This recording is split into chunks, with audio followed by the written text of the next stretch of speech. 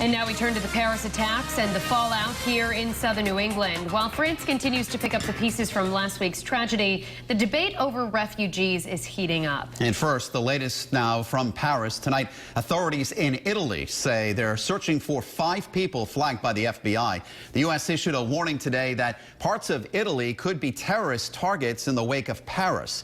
Meanwhile, French authorities have confirmed the suspected mastermind of the Paris attacks was killed in yesterday's raids. However, they say at least one suspect is still at large. Now, the Paris attacks have reignited the debate over allowing Middle Eastern refugees into Rhode Island. The Providence Mobile Newsroom at the State House now, where today people both for and against inviting refugees here held rallies. Eyewitness News reporter Susan Campbell continues our in-depth coverage live from the Providence Mobile Newsroom. The rallies were back-to-back. There were passionate people at both. Dueling rallies at Rhode Island State House. This group, hosted by Senators Gail Golden and Joshua Miller, is calling for compassion for Syrian refugees. When we talk about those seeking refuge in the United States, we must look into our hearts and see the human beings who are desperate for safety. One sign said, "What would Roger Williams do?"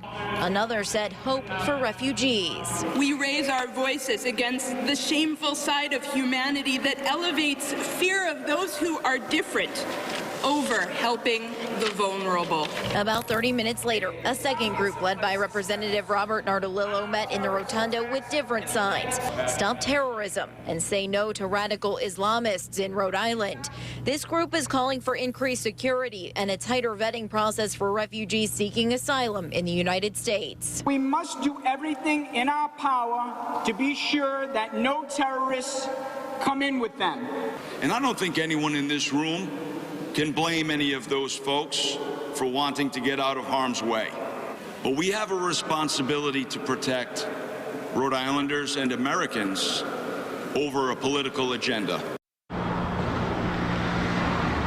It is important to remember that this is a federal issue. Today, Governor Raimondo confirmed that Rhode Island would accept Syrian refugees if asked by the federal government.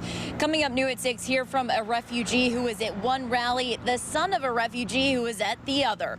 Live at the Mobile Newsroom, Susan Campbell, Eyewitness News.